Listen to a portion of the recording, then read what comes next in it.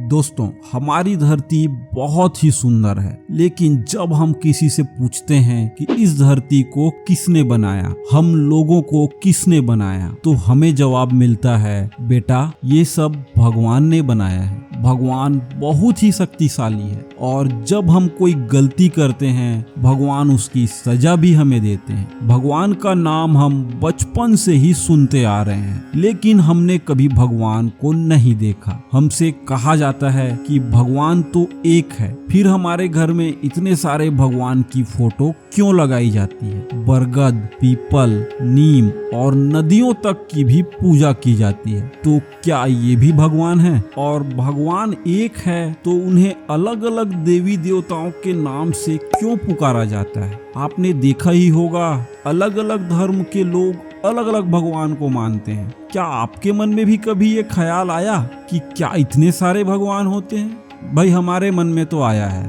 और अगर इतने सारे भगवान होते हैं तो क्या इनका भी कोई मुखिया होता है, जैसे कि हमारे परिवार में होते हैं? जानेंगे इन सभी सवालों के जवाब हमारे आज के इस वीडियो में, तो बने रहिए वीडियो के अंत तक। दोस्तों, इतना सब सुनने के बाद आपके मन में ख्याल आ रहा होगा कि आखिर भगवान कौन है और किसकी पूजा करनी चाहिए। तो चलिए इसे हम कुछ कहानियों से समझते हैं। एक महिला जो रोज मंदिर जाती थी और बड़े ही नियम से पूजा पाठ करती थी। उस महिला का एक बेटा था जो 17 साल का था और वो रोज अपनी माँ को पूजा करते देखता था। एक दिन उसने अपनी माँ से पूछा, माँ, हिंदू धर्म में इतने सारे भगवान क्यों हैं? क्रिश्चियन और मुस्लिम धर्मों में तो एक ही भगवान होते हैं। तब माँ कहती है, बेटा हिंदू धर्म में सारे भगवान शामिल हैं। तो बेटा बोलता है, भगवान तो एक ही होना चाहिए ना, और अगर इतने सारे भगवान हैं तो क्या इनसे भी कोई बड़ा है, कोई मुखिया है? माँ इन सब सवालों के जवाब नहीं दे पाती।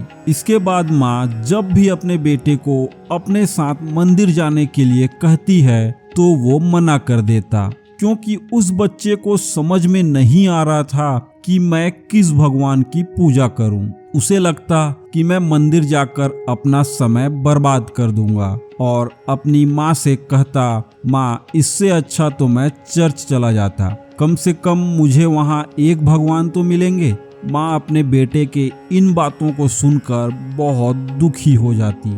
उसे लगता मेरा बेटा नास्तिक होता जा रहा है। दोस्तों, अगर आप इन सब चीजों पर गौर करेंगे तो ये सब लोगों की बात हो गई है। अभी के जो बच्चे हैं वो आध्यात्म से दूर होते जा रहे हैं और अब ये नेचर बनते जा रहा है, और इसके जिम्मेदार कहीं ना कहीं हम लोग ही हैं, क्योंकि हम खुद ही नहीं जानते कि आखिर भगवान कौन है, कहाँ है। इसे एक कहानी के माध्यम से समझने का प्रयास करते हैं। एक ब्राह्मण था जो भगवान कृष्ण का परम भक्त था। एक बार उस ब्राह्मण के बेटे का तबीयत बहुत ही खराब हो गया। फिर उसे डॉक्टर के पास ले जाया गया। उसकी तबीयत बहुत ही खराब हो चुकी थी।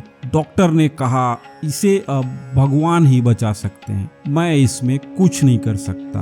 अब वो ब्राह्मण अपने इष्ट देव भगवान कृष्ण से प्रार्थना करने लगता है। इतना में उसका एक पड़ोसी आकर कहता है, अरे तुम अभी भगवान कृष्ण की प्रार्थना क्यों कर रहे हो? तुम्हें अभी माँ की पूजा करनी चाहिए, क्योंकि माँ हमेशा अपने बच्चों का हित करती है। इतना में वो ब्राह्मण अब माँ से प्रार्थना करने लग जाता है।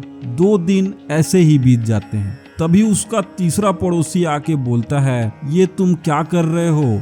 ऐसे समय में तुम्हें गणेश जी की पूजा करनी चाहिए, क्योंकि गणेश जी विघ्नहर्ता हैं, तुम्हारे बेटे को ठीक कर देंगे। फिर वो ब्राह्मण उसकी बात मान लेता है और भगवान गणेश की पूजा करने लगता है। कुछ दिन ऐसे और बीत जाता है। फिर एक दिन उस ब्राह्मण का मित्र आता है। वो ये सब देख कहता है, तुम्हें तो अभी गायत्री माता का जप करना चाहिए। ब्राह्मण को उसका कहना सही लगा और वो गायत्री मंत्र का जप करने लगा। तभी कुछ दिनों में उसके रिश्तेदार उसके बेटे को देखने उसके घर आए। ब्राह्मण को पूजा करते देख उन्होंने कहा, अरे अभी तो आपको हनुमान जी की पूजा करनी चाहिए, क्योंकि संकट से तो वही हमें बचाते हैं, तुम्हारा संकट भी टल जाएगा। अब वो ब्राह्मण हनुमान चालीसा का पाठ करने लग जाता है। थोड़ी दिनों बाद किसी ने ब्राह्मण की पत्नी को बताया कि बगल गांव में एक बाबा आए हैं जो एक चमत्कारिक भभूति देते हैं जिससे बीमार इंसान ठीक हो जाता है। आप लोग अपने बच्चे को वहां ले जाओ। ये सब सुन ब्राह्मण और उसकी पत्नी अपने बच्चे को वहां ले जाते हैं। वहां उसे भभूति खिलाए और घर ले आए। कुछ दिनों बाद उस बच्चे की मृत्यु हो जाती है। अब इसका कारण क्या रहा? इतने सारे भगवानों की पूजा अर्चना करने के बाद भी भगवान ने बच्चे को नहीं बचाया। क्यों? शायद उस ब्राह्मण को विश्वास ही नहीं था, क्योंकि जिस इंसान ने ब्राह्मण को जो कहा उसने वो करना शुरू कर दिया। दोस्तों, क्या आप इसे विश्वास कहेंगे? तो अगर हमारा विश्वास ही ऐसा है जिसका कोई मतलब ही नहीं है, तो उस विश्वास से हम क्या प्राप्त कर सकते हैं? आज भी हम पूजा और प्रार्थना करते हैं तो हमारे मन में संकोच रहता है कि क्या भगवान हमारी प्रार्थना को सुन रहा है? दोस्तों, इसे तो हम विश्वास नहीं कर सकते ना। कई लोग कहते हैं भगवान तो कण कण में है, कई कहते हैं आत्मा में ही परमात्मा है, तो कोई बोलते हैं कि भगवान निराकार है। इन सब को सुनकर असमंजस में पड़ना सामान्य बात है कि आखिर इन सब में भगवान कौन है? क्या ये सभी भगवान हैं? लेकिन भगवान तो एक होना चाहिए ना। आपको 5 अंधों की कहानी बताते हैं जिससे आप खुद समझ जाओगे कि भगवान कौन है। 5 अंधे व्यक्तियों से बोला जाता है कि आप पांचों हाथी घर जाइए और हाथी कैसा होता है जानिए। दोस्तों, वो पांचों थे तो अंधे, फिर भी हाथी देखने चले गए। वहां जाने के बाद पांचों ने एक एक करके उस हाथी को छुआ। अब जिसके हाथ में जो आया उसने हाथी को वैसा ही समझ लिया। एक के हाथ में हाथी का पैर आया तो उसने कहा हाथी तो खंभे जैसा है। अब एक के हाथ में हाथी का पीठ आया तो उसने कहा हाथी तो दीवार जैसा है। किसी के हाथ में उसकी पूंछ आई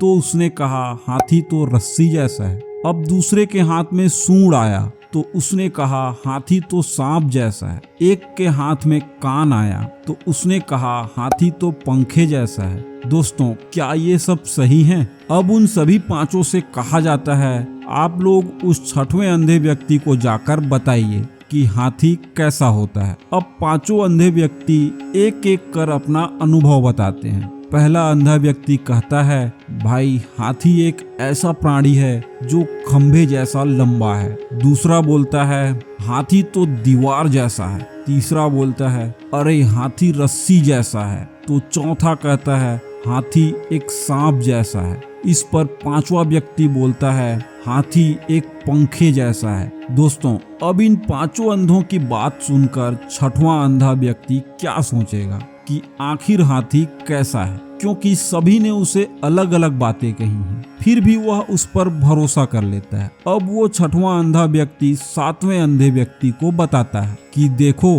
हाथी एक ऐसा प्राणी है जो अपना रूप बदलते रहता है। कभी खंभे जैसा हो जाता है तो कभी दीवार जैसा, कभी सांप जैसा, कभी रस्सी जैसा, तो कभी वो पंखे जैसा भी हो जाता है। दोस्तों, जो 7वां अंधा व्यक्ति था वो बहुत ही होशियार था। वो कहता है वह कोई रूप बदलने वाला हो सकता है, लेकिन ऐसा तो नहीं हो सकता कि वो पूरा अपना स्वरूप ही बदल ले। तो 6वां अंधा व्यक्ति कहता है उन पांचों ने इसे महसूस किया है। तो 7वां कहता है वो कहते हैं तो ठीक है, लेकिन अपने विवेक से भी तो काम लो।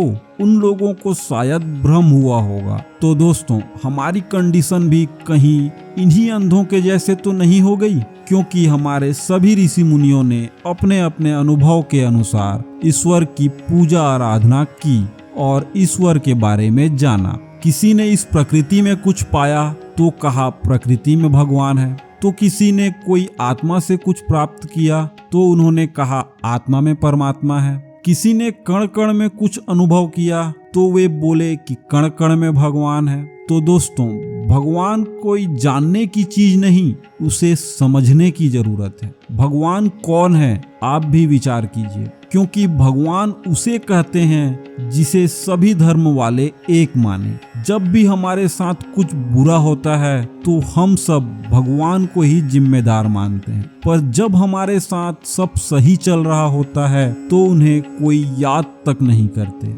आपको किसी व्यक्ति को पुकारना हो या उसे याद करना हो तो किसी नाम से बुलाते हैं, और दूसरा कोई व्यक्ति उसी को किसी दूसरे नाम से बुलाता है या जानता है। तो वैसे में वह दो व्यक्ति तो नहीं हो जाता ना। इसमें किसकी गलती है, नाम से बुलाने वालों की या जिसे बुलाया जा रहा है उसकी? एक नाम से सभी पुकारते तो ऐसी समस्या ही नहीं होती, पर पुकारने के लिए नाम तो चाहिए ताकि उस पर ध्यान कर सकें, याद कर सकें, उसे अपनी सहायता के लिए पुकार सकें, उसे अपनी खुशी के लिए धन्यवाद दे सकें। आज के दौर में बच्चों को बताना जरूरी है कि भगवान को किसी भी नाम से बुलाओ, वो तुम्हारी इच्छा, पर उस पर आस्था होना जरूरी है, क्योंकि भगवान के अस्तित्व पर सवाल नहीं है, मानने वालों की आस्था में कमी है। हमारी आस्था, हमारा विश्वास ही हमें भगवान से जोड़ता है। तो दोस्तों, कैसी लगी आपको भगवान से जुड़ी ये जानकारी, हमें कमेंट में जरूर बताएं, और जाने से पहले वीडियो को लाइक और चैनल को सब्सक्राइब जरूर कर लें।